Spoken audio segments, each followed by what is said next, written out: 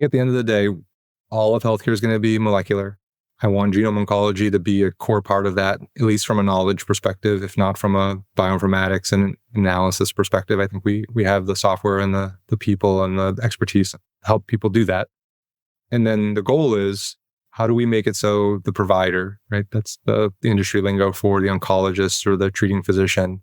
How do we reduce the administrative burden, the technological burden, et cetera, so that they can spend their time thinking about the patient and bringing empathy and reasoning and their judgment to helping that patient as quickly and painlessly and effectively as possible. That's the goal.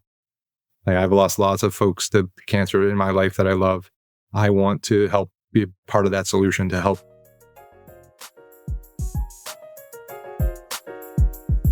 Let's discover what people are building in the greater Cleveland community. We are telling the stories of Northeast Ohio's entrepreneurs, builders, and those supporting them. Welcome to the Lay of the Land podcast, where we are exploring what people are building in Cleveland and throughout Northeast Ohio. I am your host, Jeffrey Stern, and today I had the real pleasure of speaking with Ian Maurer, the Chief Technology Officer at GenomOncology and co-lead of the Cancer Informatics for Cancer Center's AI Working Group.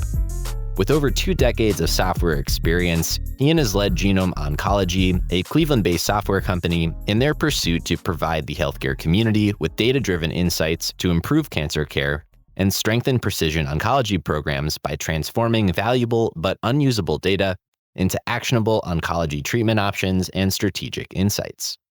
Founded back in 2012 and backed by Cleveland local investors like JumpStart, NorthCoast Ventures, and Zapis Capital, GenomOncology was early to understand the implications of the convergence of genomics and artificial intelligence as it applies to oncology, and Ian has been pivotal in architecting and creating their precision oncology platform to this end. This was an incredibly insightful and informative discussion. Ian lays out the state of precision oncology and cancer care today and how the field has progressed over time, the founding and evolution of GenomOncology to meliorate this entire space, solving hard problems, building in Cleveland, the ever-changing frontiers of AI and genomics, exponential technology, and a whole lot more. So please enjoy this awesome conversation with Ian Maurer after a brief message from our sponsor. Lay of the Land is brought to you by John Carroll University's Bowler College of Business, widely recognized as one of the top business schools in the region. As we've heard time and time again from entrepreneurs here on Lay of the Land, many of whom are proud alumni of John Carroll University, success in this ever-changing world of business requires a dynamic and innovative mindset, deep understanding of emerging technologies and systems, strong ethics, leadership prowess, acute business acumen, all qualities nurtured through the Bowler College of Business. With 4 different MBA programs of study spanning professional, online, hybrid, and 1-year flexible, the Bowler College of Business provides flexible timelines and various class structures for each MBA track, including online, in-person, hybrid, and asynchronous, all to offer the most effective options for you, including the ability to participate in an elective international study tour, providing unparalleled opportunities to expand your global business knowledge by networking with local companies overseas and experiencing a new culture. The career impact of a Bowler MBA is formative and will help prepare you for this future of business and get more out of your career. To learn more about John Carroll University's Bowler MBA programs, please go to business.jcu.edu. The Bowler College of Business is fully accredited by AACSB International, the highest accreditation a college of business can have.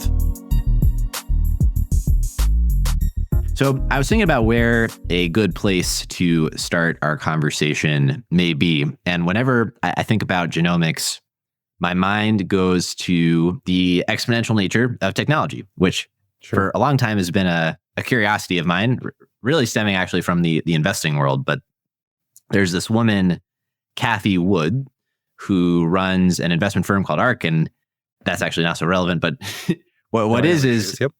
So she, I think a lot of people are familiar with, the concept of Moore's law, which speaks to the whole observation of you can double transistors every 2 years without increasing costs. And so you ultimately have this exponential growth of computing over time that we've gotten to experience over the last 60 years. And I think we'll probably even talk about that as we talk about AI later.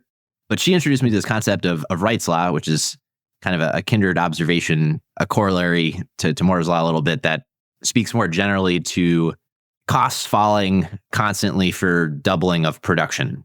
And I always think about genomics when I think about this, because when I first was probably aware or introduced to the whole human genome project in the early 2000s, I always think about how it, cost about $3 billion and took 13 years of computing power to complete, on this like order of magnitude of capital and resources that is akin to like a literal moon mission, Yep. at a government level. And it really an incredible achievement, but not at a mass scale. Even if you cut that in half and it was 1.5 billion, it wouldn't become much more accessible to people. But I think what's amazing is over the last 20 years of cost declining 40% year over year, you can now sequence a genome today in under $1,000 and in a few hours. And so we've now been able to sequence many millions of human genomes, not just in aggregate, but even at an annual, clip now. And so all that is to say, I've long been interested in understanding what are some of the implications of this exponential unlocking in practice and what companies can do who are plugged into what is now possible. And so I'm very excited to hear your story, more about the work you're doing at GenomOncology, and that it's happening, here in Cleveland, because I think that particularly is awesome. Yeah, I've seen the charts. I think NIH had one where they were showing that Moore's law going down at an exponential, the costs or whatever per gigaflop or however they were measuring it. And the same thing with the human genome, right? And it was starting with that $3 billion price point for the first genome and going all the way down to $1,000 and eventually $100 and eventually free, right? Like that, the goal is to have this stuff basically so easy to do that it's basically free to do. Right. And that actually is the kind of the founding of the company was back in 2012. 2011, at the end of 2011, there were a couple papers in Nature where they described, how could we use genomic analysis and other, omic analysis to analyze a cancer patient's tumor and then figure out what to do based on that information to then help treat the patient. Unfortunately, it took 6 months to actually do all of the bioinformatics and the technical work needed to do that analysis. And so when our founder read those papers, it triggered, I've been doing bioinformatics since the 70s before it was actually even called bioinformatics.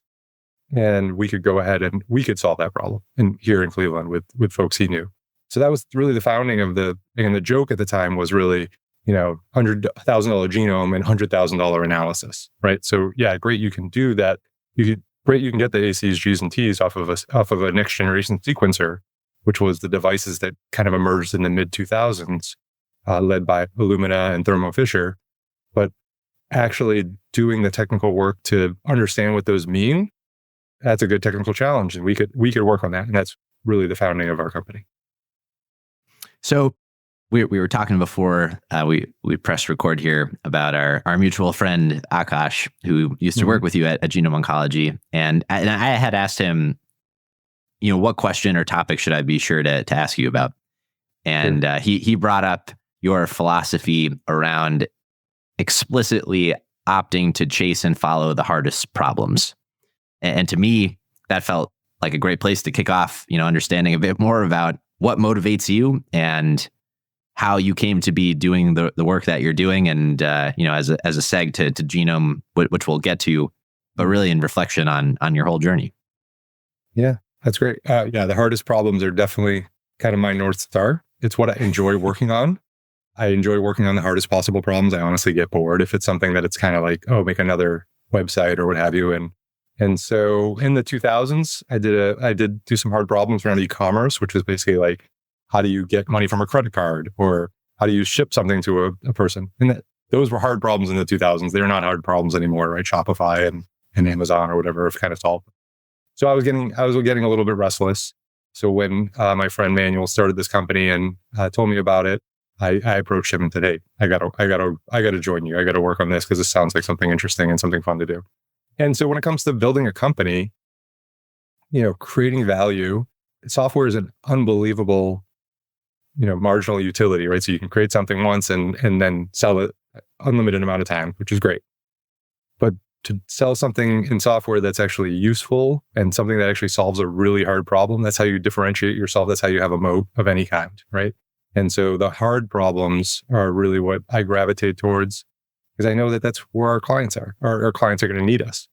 So when we go into a new client and we help them with their existing problems, it's always looking around and talking to them and trying to figure out what are they struggling with? What other challenges do they have that are adjacent to the things that we've already solved for them? Because I know that that's a good direction to take our product, so that, because if they're having those problems, I'm sure other folks are having those same problems. So let's go ahead and try to tackle those and solve them. Because I also know that all these institutions that are not software development organizations by nature, right? They're either cancer centers or reference labs. They're busy doing their work, which is helping patients. We can help them by creating software that's easy to use and integrates within their environments and makes their jobs better. It makes their jobs better by letting them do more or do more at a higher quality. So I think entrepreneurship almost by definition involves hard problems, but I think you could find hard problems outside of entrepreneurship. And so I'm curious, where your draw to entrepreneurship specifically as a means to tackle hard problems stems from. I think that that's a patience problem of mine. I'm not a very patient person. So I don't do well with bureaucracy. I don't do well with meetings. Like if I'm going to be in a meeting, I want to be in a meeting with like the people that matter for that particular problem, and like, let's solve that problem and get out of the meeting, right? Like, so my mantra at one point was no meetings, no bugs, right? Like, let's not create bugs, because bugs are failure demands that cause our team to slow down. And meetings are, once again, they're not useful in their own sense. You do them as a necessary evil. And when it comes to hard problems, I'm also very focused on essential complexity, not accidental complexity, right? Essential complexity is like, this is a hard problem because it doesn't exist in the world. Nobody knows what to do. Like, that's essential complexity. But once you've solved it, now it's no longer essential. It's now whatever complexity you have left is, how do we build the software? How do we test the software? How do we deploy the software? How do we educate the people? All good problems. But you got to think about it in a way that you can put the thing to bed, right? Like, how do I solve this problem so it never shows up again? And fortunately for me, I have a job where I can solve problems once and then they kind of go away. I know that there's other folks and other lines of work where it's like you wake up every day and you have to solve the same problem every day. It's just new people or new types of spins on the same thing. I'm just not wired to work in that kind of environment. So entrepreneurship's perfect for me because it's like small teams doing hard things, moving quickly. And I did that in the consulting world. The problem with the consulting world was you do that for 9 months, you have a successful launch with your client, and then they give you a handshake and say, hey, thanks for your work, get out of here because you're too expensive. Like, we're going to have this done by our internal team, or we're going to offshore it or something. Like, there was no ever reaping of the reward of the value of the work that we created. So with GenomOncology, I built a product in 2012, and we're still working with it 12 years later. And I know that the company is getting value from that same thing. And so the effort that I can put in, I'm getting the benefit of software, which is that marginal utility of write it once and use it forever. Yeah, that's real agency, and ownership and all the benefits of trying to solve these hard problems. I want to do a little bit of stage setting before we get into the heart of it, but kind of paint a picture for us maybe of what precision oncology looks like, and cancer therapy and bioinformatics, and just the space that GenomOncology is operating within. Maybe around the time even just before it was founding, and some of the history that created the opportunity for this whole undertaking in the first place. Sure. So obviously, cancer has a long history. I'm not going to go into that. What we do for cancer patients at this point, right, are when you have a tumor, right, it's like you cut the tumor out, you irradiate the tumor, or you poison the tumor, right? The cutting it out's good. Hopefully you can cut the whole thing out and not have, the margins are clear or what have you. Radiation's fine because it's targeted, but once again, you're doing something damaging to your body to do that. And then chemotherapy is basically a poison, and the trade-off is I'm going to try to poison you in such a way that it poisons the cancer faster than it poisons the rest of your body. Obviously not a great trade. The promise of what's called targeted therapy, precision oncology, and now immunotherapy as well. Those are all interesting subtopics that I can kind of unpack a little bit. Okay, so first, genomics. Fundamentally, right, there can be nuance to this, but fundamentally, cancer is a disease of the genome, right? You have some breakdown right there.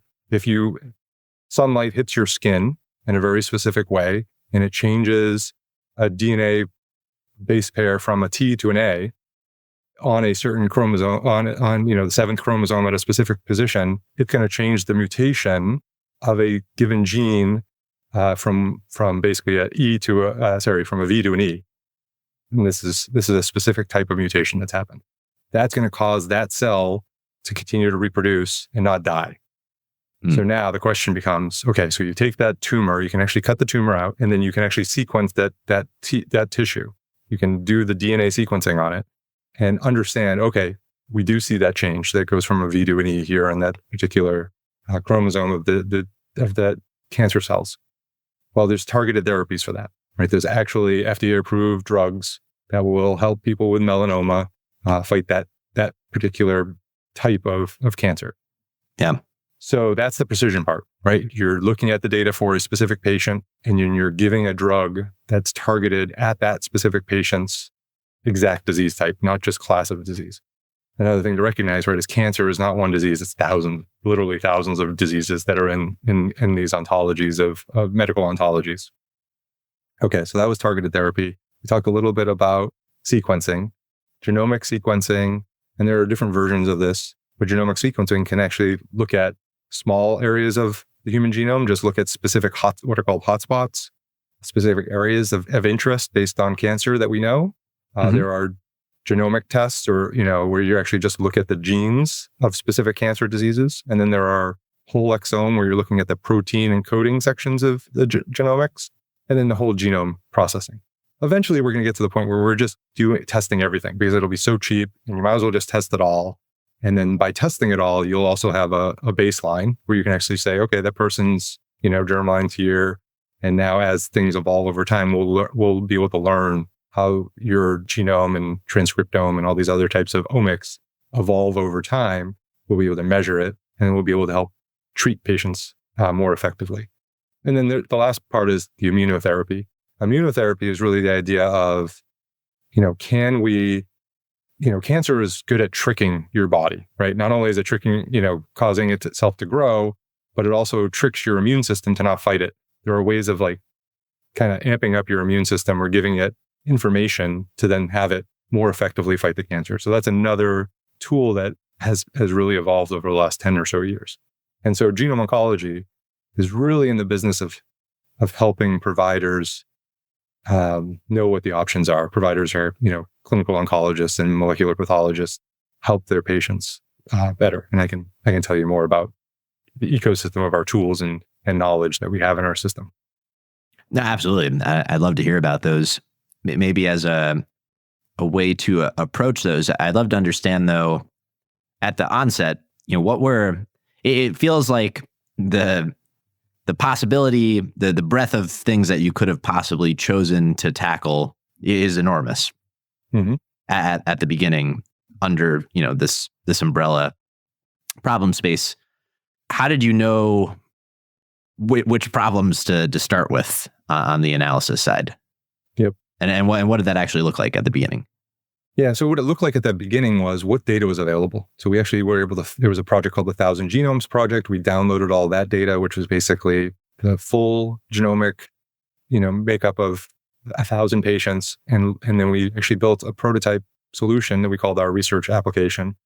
And basically what we were able to do was in 2012 on a Mac Mini, and these Mac Minis are way better than they were 12 years ago, on a little Mac Mini, the $400 or $500 machine you can buy at an Apple store, we were able to ingest the 1,000 genomes and build a research application that lets you, not only look at each of the genomes that were in there, but do these crazy, what are called set theory type analyses where you're like, okay, show me all the variants that are in this subgroup of folks, but not in this subgroup of folks. And, in and of itself, that research app on top of open source data wasn't that interesting, but we were able to show that to folks at different these conferences that people go to. And eventually we were able to land 3 engagements as a small, 4-person company where we were behind firewall working with the teams at Ohio State and Roswell Park in Buffalo and Pitt in Pittsburgh. And the theory was, okay, we'll get in there, we'll work with really smart key opinion leaders, and we'll help them solve their problems. Like, we'll just figure out what their problems are and we'll help them solve them. And then hopefully over the next couple of years, we believe that people will start thinking about this stuff earnestly and how to use this information to help treat cancer patients. So that was kind of the bet, or the approach was, let's go do something that we know how to do, which is, analyze data quickly because, we've got that skill set, and then use that to basically make friends. And then we had friends, and those friends would then tell us, what they were really struggling with. And the theory was that, people would start using genomic information in like 2015 or 2016 to actually start making reports and treating patients. That actually happened way faster than we expected. So we ended up building our first commercial product in 2013, which is what we call our clinical workbench or pathology workbench, which is really a high performance reporting engine. And what it does is it basically, at these labs, and we've got about 50 labs across the country that work with us, they have these devices from Illumina and Thermo Fisher where they're sequencing the tumor of patient data, which generates the DNA of that information, which is all just A's, G's, and T's. What our software then does is take that information and help them quickly interpret it and report on it. So the interpretation is first validating the quality of the run, right? Did the sequencer do its job? Did it actually understand A's, G's, and T's and did it report? Because these things aren't perfect. Did it report the information accurately? Yes, it did.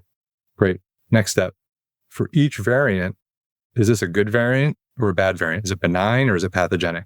And we have a database that we curate and augment that has that information. And then once they've made those decisions, then it uses our knowledge base again to then say, okay, what are the therapies? What are the clinical trials? What are other information can we tell this doctor or this pathologist about that particular patient in their case?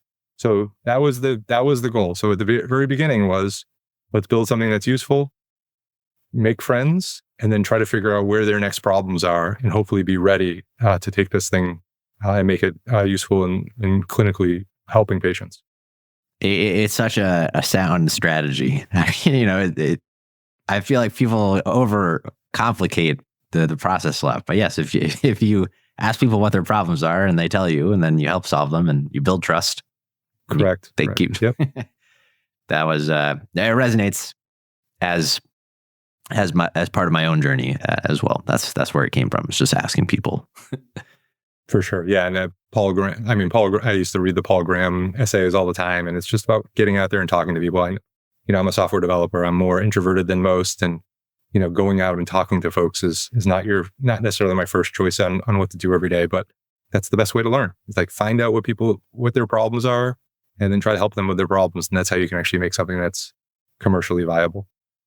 With that being said, did you feel there was an overriding vision at the beginning of what Genome could become, kind of the North Star beyond, your personal one of finding the hardest problems to solve, but of what the kind of company Genome could become and the impact it could be? Yeah. We've always had the vision of, medicine is going to be completely revolutionized by molecular data, right? The fact that we don't use molecular data in almost every decision is kind of silly at this point. And one of the fundamental problems right now is that the EHR, the medical health record systems, they're mostly very good at billing, and they're very good at reimbursement type stuff and insurance tracking. But to make them useful in a clinical decision setting, they have to be more omics scale. They have to actually scale to handle data like GenomOncology does. So fundamentally, we believe, healthcare is going to be molecular. Being able to do the basic analysis of that information is it's a tricky computer science problem, which makes it kind of fun. And so you need to be able to design your system so that they scale. And then from there, need to figure out what are the different parts that are going to be needed for a end solution. And the thing that wasn't necessarily obvious at the beginning was how much knowledge was going to play a part into this. And we'll get into the AI stuff later, but the knowledge that we've curated into our system, which we've spent at least 100,000 man hours, I don't know the exact number of hours, of building a knowledge base that powers these reports that we do. We run these things called tumor boards, and then just a lot of other different use cases where understanding with high fidelity and high accuracy what are the best next steps for a patient. That's really what the GenomOncology system is designed to do. Well, I'd love to, you had mentioned doctors and the administrative burden, if you will, of the health record systems. Mm-hmm. To me, it seems like perhaps the biggest risk would be that doctors maybe get lost in all this and kind of the inundation of information. From my time at my own company, you come across this stat, but it's very much grounded in a reality that doctors spend, maybe 2/3 plus of their time on some administrative task and not clinically working with patients. A shockingly high percentage of the time, which always kind of felt a little ridiculous and ultimately unacceptable to me, especially given this period of distress that specifically practitioners have been under since the pandemic.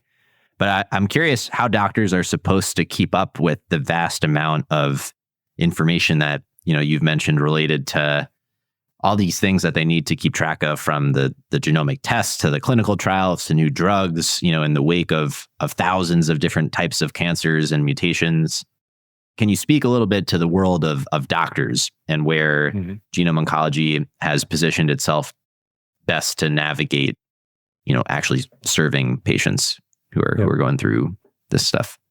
Yeah, so I described our pathology workbench, which is our first product. And one of the key things we do when we sign a new client up is help them design their report, right? So they're doing this test. They're going to test 500 genes or 800 genes or the whole exome or whole genome. Really, at the end of the day, their product, the thing that they're actually putting their label on, which is a white label system. We don't put GenomOncology all over the report. It's their report. The first thing they got to do is figure out what's the report look like.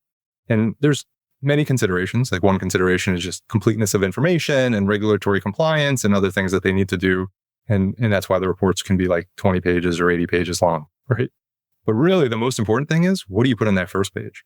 Because the first page is actually what the doctor's definitely going to look at, right? They might dig through it, but they might only have time, or they might only have understanding of like how to read that first page.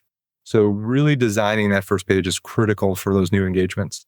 And GenomOncology actually spent a few years back, we spent a lot of time building our first, redesigning our kind of default report. Every one of our clients gets their own copy of our software, own copy of our report.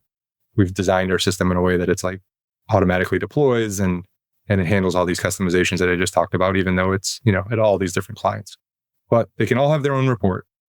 But we have a default report that they can accept. And I think like half of the clients just take our default report and they kind of just add their colors and logos and stuff to it. And the reason why they do is because we put a lot of thought into making that first page really good.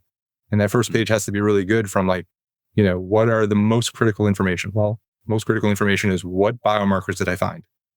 What biomarkers of interest did I find? And then the other thing that's really interesting is, what biomarkers of interest did I not find? Because there are specific biomarkers that people are looking for because they know, I can go give this immunotherapy or this targeted therapy. So you got to tell them up front, they didn't have this gene. This gene was clear. So making sure you know that about your client and what their goals are and their intent is really critical. You don't want them having to read an 80-page report to figure out what didn't they find. And so that's a great lesson, right? Because it gets back to the whole goal of, once again, making this stuff as fast as possible for the ordering oncologists so they can help patients. Same thing on the molecular pathology side. For the folks using our software to make this report, we've really worked really hard to understand, what slows them down, what information do they want at their fingertips so they can make the important decisions. Because at the end of the day, we don't make any decisions. We're decision support software. We are not decision-making software. Our clients are the ones that do, through their electronic signature, are the ones actually making the final decision and signing out the report. And so that's a key thing. So then your other part of your question was, how do we reduce the burden on doctors? So we've had this whole EHR thing over the last 20 years now, this experiment that started with good intention. Yep. And the problem is it now, you go to the doctor and you sit there and you can see that the doctor's spending half the time looking at the computer and typing, right? Like, that's the worst possible solution. And I think everybody recognizes that. And there's even more burnout from doctors, lots of articles in the Atlantic and New Yorker about how doctors are all burned out. So I think AI has a lot of opportunities there. I am not in this space at all, this part of the AI space. And that part of the AI space is what's called ambient technology, right? So basically listening to the doctor and the patient having a conversation, summarizing the information and turning that into some notes. And then those notes can then be edited, right? In draft mode, edited by the doc and sent into the EHR, which is a great thing. And then there's other like billing and other types of push-ups that these docs have to do, where instead of like having to write letters of medical necessity or whatever the letters are called, having them write those themselves, they can, basically ask ChatGPT, okay, I have this patient. Here's the situation. Write me a letter, right? And here's the letter for you, and now send it off. So that's another area. But now now you're going to have the bots on both sides of the thing, basically reading and rejecting. Is a bot's war. These automated notes. Yes, for sure. Lay of the Land is brought to you by Impact Architects and by 90. As we share the stories of entrepreneurs building incredible organizations in Cleveland and throughout Northeast Ohio, Impact Architects has helped hundreds of those leaders, many of whom we have heard from as guests on this very podcast, realize their own visions and build these great organizations. I believe in Impact Architects and the people behind it so much that I have actually joined them personally in their mission to help leaders gain focus, align together, and thrive by doing what they love. If you too are trying to build great, Impact Architects is offering to sit down with you for a free consultation or provide a free trial through 90, the software platform that helps teams build great companies. If you are interested in learning more about partnering with Impact Architects or by leveraging 90 to power your own business, please go to ia.layoftheland.fm. The link will also be in our show notes.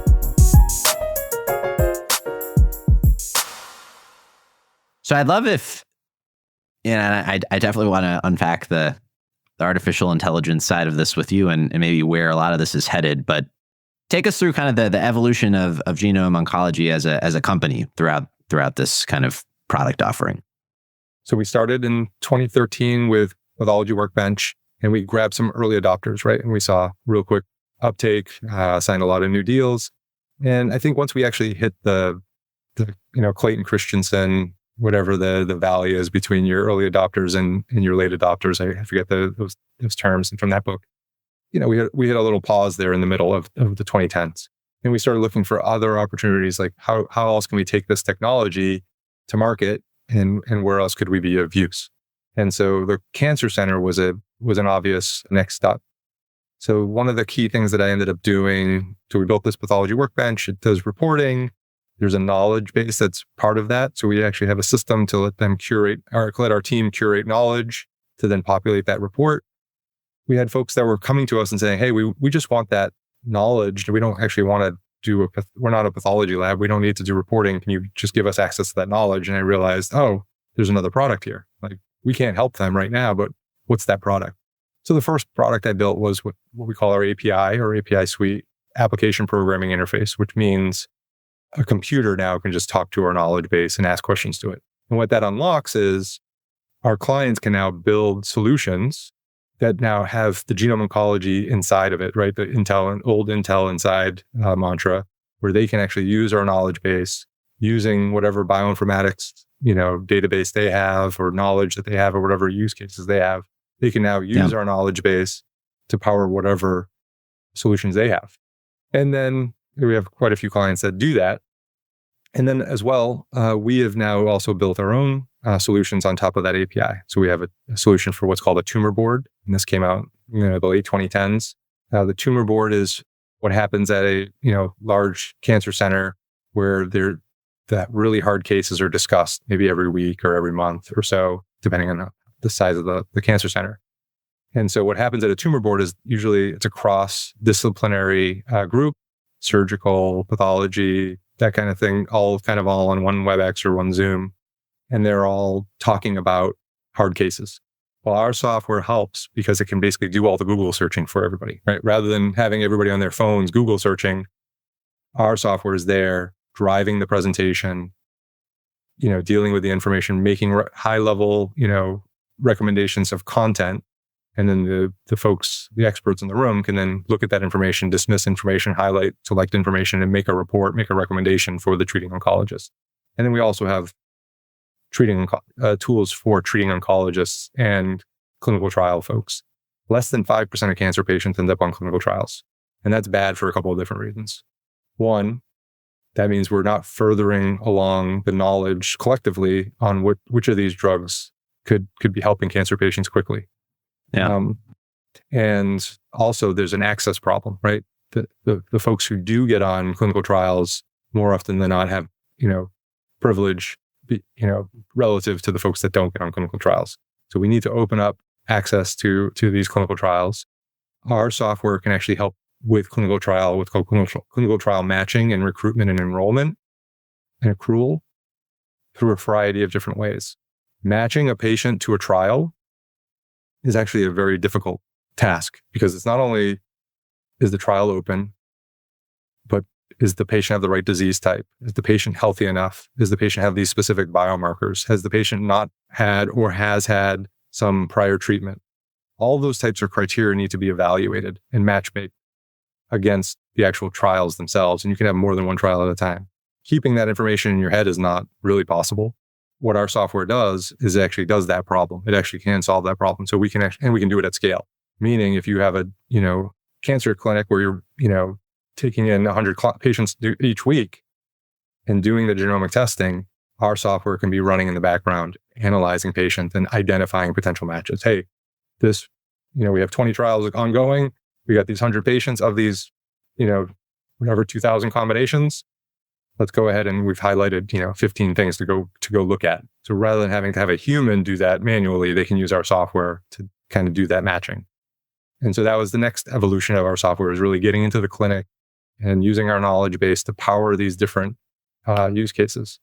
And, we're continuously challenged by clients with, new things that they're working on and how molecular information and biomarkers can be used more effectively to help patients and care of the patients. How do you think about efficacy in outcomes?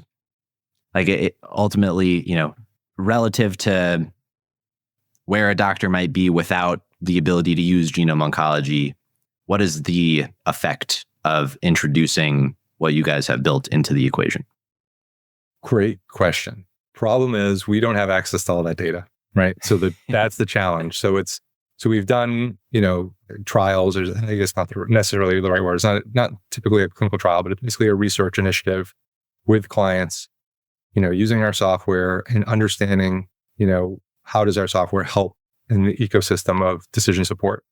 And it does, right? It's, makes their jobs doable to a degree, right?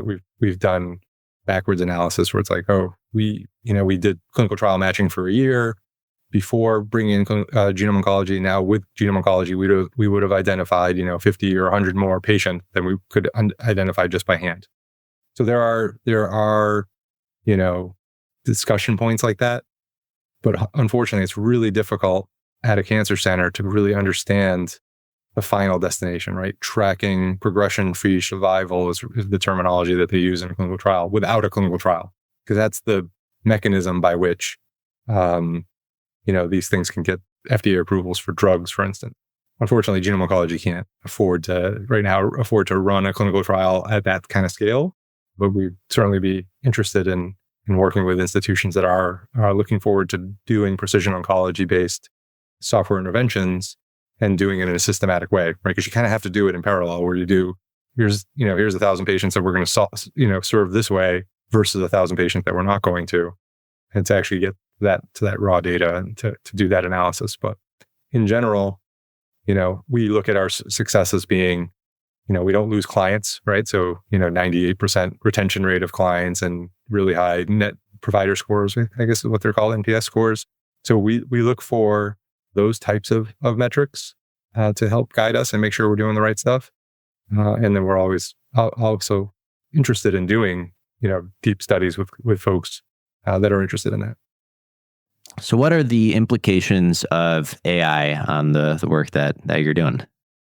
Great question. It's where I spend a lot of my time thinking right these days. So back in November 2022, right, ChatGPT 3.5 came out. I said, oh, crud, do I have a business anymore? Like, let me go figure out what this thing actually knows. And I figured out pretty quickly that it doesn't. It does fall down on complex stuff like ours. And I'll explain what I mean in a minute. And then March came, and that was when GPT-4 came out. And I had the same worry. And I was relieved to see that this thing is not going to put us out of business anytime soon. But I did realize, this is a really good coding assistant. So I use it every day for coding. And now I'm using Claude Anthropic as well every day for coding. So that's good. So the question is, in our business, why can't ChatGPT or its equivalent, GPT-5, right? That's going to come out in a few months, we think. Why can't it do what GenomOncology does? And it really comes down to a couple different problems. First, the way that they're trained. So GPT, right, generative pre-trained model, is created by predicting the next token, which is a really neat trick. Like the fact that works at all is amazing to me. I wouldn't have guessed that. So they do predict the next token on all the words in the internet, right? Whether they had the copyright right to do it or whatnot. I'll let the courts decide that. And now you've got this thing that can predict the next token. And that's what it does. It basically has a model of the world and can tell you what the next most plausible word is based on all the previous words. And through that, it has knowledge incorporated into it, which is cool. The problem is, one, it's a black box. We actually don't know what it actually knows. We don't know what the data was trained on. The people who have created it can't tell you why it does what it does. It hallucinates, right? It will just make up things. It doesn't know when it's lying because it actually isn't lying. It doesn't know what the truth is. It just knows how to create the next token. You cannot build a clinical decision support system off of something that's a black box that hallucinates the word that they use for making stuff up. Yes. They have bias encoded into them, right? The world has bias. The internet has bias. Therefore, no matter how much they work on trying to kind of clean up the bias, there's going to be bias in those solutions. That's understandable. They're not up to date, right? So they have a cutoff point. At some point, they stop training it because they have to get it to market. And the way that they work is you can't just be like, let me go add some more stuff. I'm going to go add February to the January data. It doesn't really work that way. And then it's not genomic scale, meaning, yes, it has all the text of the internet, but it doesn't know all the text of the internet. And it certainly doesn't know all of the variants in the human genome that are possible and what they mean. So at that point, those are the kind of like the foundation of why they don't replace what GenomOncology does. But they are still super useful. And how they're the most useful in my world, the way I'm thinking about them, and this might change. This is April 9th, 2024. So keep that in mind when you're listening. They are really, one phrase that I've heard is word calculators, right? They understand what people are saying. They understand my intent. They know they know. And if you can get good at prompting them, which is called prompt engineering by some folks, you can get good at prompting them. What is prompting? You're basically telling them clearly and concisely what you have and what you want. And if you can tell them those two things, it can kind of fill in the middle for you, not even tell you why, but you might want to actually ask it why. Like have it explain to you its thought process, and it will do that. And you'll get a better result actually if you do that. And then it will generate an answer. And so that's called prompt engineering. And by saying what you have and what you want, you're giving it examples. And the lingo in the in the AI space is few shot learning. You're basically giving it a few shots of examples of what you want, and then you're asking for it to give you an answer. And by having it explain itself, where you have it explain its thought process, you're giving it a chance to kind of work out the kinks of its thinking, just like humans do, right? I'm kind of talking right now, and I'm kind of trying to express myself. Well, giving the large language model time to express itself, that's called chain of thought, where you're basically having it kind of talk out its thought process, and then it actually generates a result. You get much better results when you do those things. So, that's kind of the background. And what I'm doing is I'm actually integrating it with our API. And so what a lot of folks do is they do a thing called RAG, or retrieval augmented generation, which is the idea of the chatbot is given text from a database, right? You basically, if someone asks a question, you use that question to go find relevant content from your database. You stick that content in your prompt, and then you have the large language model reason over that text and then responds. And it just does a better job when you do that. Another technique that you can do is what's called tool usage, which is you give it a tool. You say, okay, here's a tool or 5 tools or 10 tools. You can use those tools as you need to. Just remember, large language model, you're not good at math. You're not good at knowing what the weather is. You're not good at knowing what genomics are. You tell it that through prompting what it's bad at. And then you say, okay, you're bad at those things, but you're really good at understanding what the person you're talking to wants. So try to understand what they want and then use these tools to help them. That's your whole goal. And if you explain it to the chatbot like that, and then you give it the access to the tools, you can actually get something that's almost a product, right? It's still, honestly, it's early days. A lot of these things are demos. That's why chatbots are kind of still the best product, because the human in the loop is responsible for figuring out what to do with it. And so that's what I'm building. I'm actually building provider, for an oncologist tool. Let them have a conversation with a chatbot that has access to our API to both retrieve back, trials, therapies, and other information for a patient. And that's the kind of the long-term vision of where we see, our knowledge base. And I think AI is actually a great complement for genome oncology in that this stuff's hard. Building user interfaces that can deal with all of the clinical information, the bioinformatic information, trials, the therapies, all that stuff. It's very overwhelming. So think about the most complicated user interface you have to use at work or whatever. And you can see what I mean. Having an experience where that complexity is kind of hidden away from you, but can then be selectively retrieved into chat experience, or, eventually it won't be just chat. It'll be more dynamic and UI driven. Having this agent or assistant help you kind of navigate that world would be so great for genome oncology, because the thing our desired end clients, they don't have time to learn another software product. They don't want to go learn how to use some complicated, it's like saying, oh, you have to use Adobe Photoshop to do something, to do your job. It's like, good luck. I've tried to use Adobe Photoshop. It's way too complicated for me. I couldn't use it. So doing the same thing with a doctor is really challenging. So I'm excited that, large language models, especially, maybe the next year or so, will really let our clients truly take advantage of all the knowledge that we've curated over the last 12 years. No, I mean, it resonates very deeply. I mean, ultimately from any product's perspective, right? The user is trying to do a job. They're trying to solve a problem, trying to do a task, and their job is to accomplish that task and not to become an expert in whatever it is that you've built. And they don't want to learn my software, and I don't blame them. I would not want to learn our software either. The molecular pathologist has a very important job, which is like make a report in 15 minutes. If they didn't use our software, it would take them 6 hours. So the trade-off to them is night and day. Where in the oncology space, it's, well, I could not learn that software and then basically just keep doing what I'm doing, or I could spend 6 hours to try to learn the software and make my decision making a little bit better. Well, that's probably a good trade to make sometimes, but you don't know which software to do that with, right? So you basically spend they don't have enough time as it is, right? The job is not to become an expert in the software. The product must solve a problem.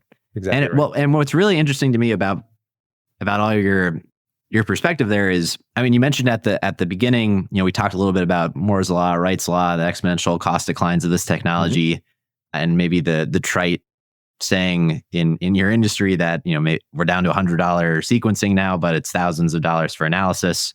It feels like the convergence of the technology from the sequencing side and the AI, the confluence of those two things, it might be very powerful here.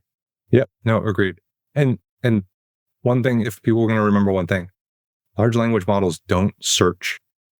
You feel like they're searching, like you're asking a question and it feels like they're searching information to like respond to you. That's not how they work fundamentally. They're not searching. They're predicting the next token. So our system is really a search engine. It's just a very complicated search engine that lets you search by a patient, like basically a patient and all their DNA and all that stuff is basically a query. And now you're querying our knowledge base, bring back the relevant content. And now the large language model can then reason over that content. What that large language model is doing is basically replacing learning how to do our search in our software. Does that make sense? Yeah, maybe. Sorry. No, I think so. What on the horizon in this space is most exciting for you when you think about genome in the future and success and the kind of impact that you hope to have looking back in retrospect? What do you see coming? Given all these things and how in reflection, actually, you even mentioned earlier as well, the progress is maybe even faster than we've expected it to be. Mm-hmm. Well, I think at the end of the day, all of healthcare is going to be molecular. I want GenomOncology to be a core part of that, at least from a knowledge perspective, if not from a bioinformatics and analysis perspective. I think we have the software and the people and the expertise to help people do that. And then the goal is, how do we make it so the provider, right? That's the industry lingo for the oncologist or the treating physician. How do we reduce the administrative burden, the technological burden, et cetera, so that they can spend their time thinking about the patient and bringing empathy and reasoning and their judgment to helping that patient as quickly and painlessly and effectively as possible. That's the goal. I've lost lots of folks to cancer in my life that I love. I want to help be a part of that solution to help reduce that pain and suffering in the world. So that's the real goal. The way I'm tackling that goal is through what I'm good at, right? I'm not good at the stuff that oncologists do. I'm good at the stuff I do, which is solving hard technical problems. And I think that the things that GenomOncology can do is just continue to scale, because it's going to become a scaling issue. There's so much data when it comes to genomics and other stuff. So you have to have the right algorithms, honestly, to be able to parse and process and index and search this information. And then how do we leverage these new, amazing, and sometimes scary artificial intelligence tools to be an amplifier and an augmenter of expertise, right? We're all experts at something. Every human, right, is an expert at something. And these things, if designed and used appropriately, can be all our assistants and make us all 10x better at whatever we are an expert at. It doesn't have to all be about, generating images and silly songs and other stuff that nobody really wants.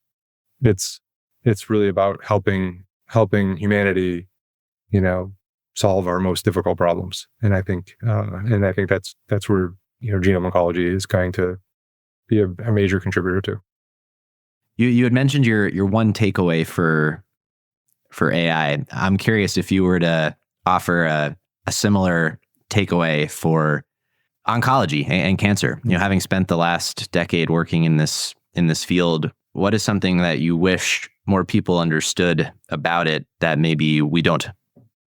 Well, if you have a loved one that has cancer, here's my number one advice for you. Find an expert. Not to, besmirch folks that are working in the community. But if your doctor, if you have melanoma and the doctor you saw or seeing just saw a cancer patient before you and a patient with gastrointestinal cancer after you, they are not an expert in your disease. And as of right now, the best thing you can do for yourself is to go find the person who is an expert if you can afford it. That's the number one piece of advice. The second piece of advice is make sure you're getting and asking about genomic testing. Not everybody does it. Not all the doctors do it. You would think that it would be standard of care, but it's not. Insurance companies don't necessarily pay for it, but there are angles around it. Call the advocacy groups for your disease type. We work with a group called the Pancreatic Cancer Society, and they will help any pancreatic cancer patient using our software find a clinical trial, find a doctor, and they will help you analyze the information that's presented in your genomic reports. So, you have to be your number one advocate for yourself, unfortunately. And then as far as genomics and bioinformatics and that information, and that it's a great field. I think that's I think that there's still lots and lots to work on. And so if you're a young person that's looking for a direction in life and you're interested in really hard problems, look into systems biology, look into bioinformatics, look into these different technologies, because I think just being a computer scientist like myself, I'm a computer engineer. I don't necessarily think that that's the the right idea for the future. I think you're going to want to have an intersection with, 2 or 3 other skill sets, whether it's being able to sell or being able to write software or being able to, manage and understand genomic data. Those are all good skills to have. And being at the intersection of something is a good way to have, being more distinctive in the marketplace and standing out. I'll pull on your advice to a younger self in the spirit of that reflection. What would you say is kind of the earned wisdom that you have from the entrepreneurial process and the company building side and the business side of this? So many different things. Be patient, right? Things take a long time. I still think of myself as being in a startup. We're 12 years old now at this point. Still feel like we're a startup. We're very entrepreneurial and willing to fight for the next deal and get stuff done. Very collaborative environment. So don't expect it to work overnight. Your startups only fail when somebody finally gives up, right? That's how they actually technically fail. So I think that those are good lessons to learn. But I think right now there's never been a better opportunity, right? If you're ambitious and you're, looking to solve hard problems and you're looking to learn new things, that's a great way to go. If you're just interested in making money or what have you, you probably should figure out a big corporate job, and that's probably a smarter path. But from an entrepreneurial perspective, there's going to be that people talk about like the 3-person billion-dollar company, right? There's going to be more Instagrams than there, and Midjourneys and all these other small companies that just have enormous scale. So those are interesting things. And maybe stay out of healthcare, right? Healthcare is a tough business to crack. So maybe you want to stay out of healthcare and go more B2C or something. But yeah, unfortunately, because there's a lot of problems in healthcare. There's a lot. It's tough. I mean, the nice thing about when you're in software and healthcare, it takes a long time to get in the door, but once you're in the door, it's usually harder for them. It's harder for them to kind of like say, "Oh no, we don't need you anymore." Right? Like you're integrated, you're part of their ecosystem, you're delivering value. A lot stickier of a business.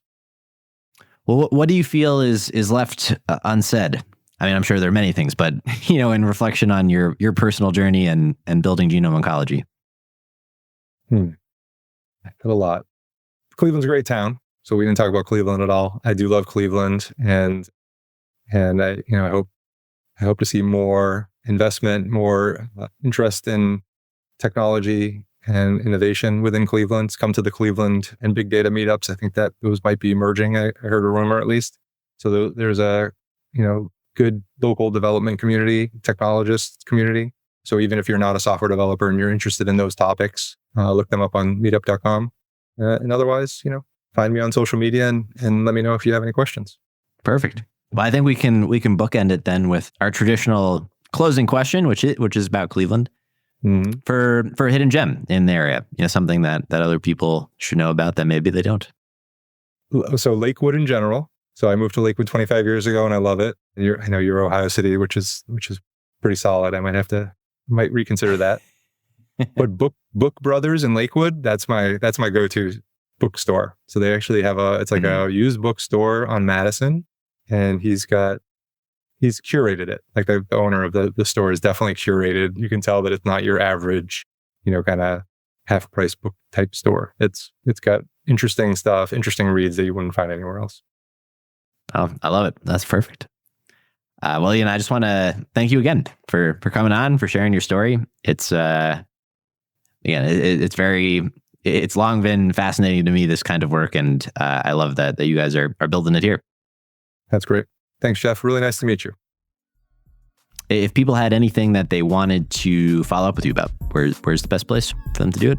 So I'm on LinkedIn. Last name is Maurer, Maurer. I'm also on Twitter. And you can also just email me at ian@genomoncology.com anytime. Perfect. That's all for this week. Thank you for listening. We'd love to hear your thoughts on today's show. So if you have any feedback, please send over an email to jeffrey@layoftheland.fm or find us on Twitter @podlayoftheland or @sternhefe, JEFE. If you or someone you know would make a good guest for our show, please reach out as well and let us know. And if you enjoy the podcast, please subscribe and leave a review on iTunes or on your preferred podcast player. Your support goes a long way to help us spread the word and continue to bring the Cleveland founders and builders we love having on the show. We'll be back here next week at the same time to map more of the land. The Lay of the Land podcast was developed in collaboration with the Up Company LLC. At the time of this recording, unless otherwise indicated, we do not own equity or other financial interests in the company which appear on this show. All opinions expressed by podcast participants are solely their own and do not reflect the opinions of any entity which employs us. This podcast is for informational purposes only and should not be relied upon as a basis for investment decisions. Thank you for listening, and we'll talk to you next week.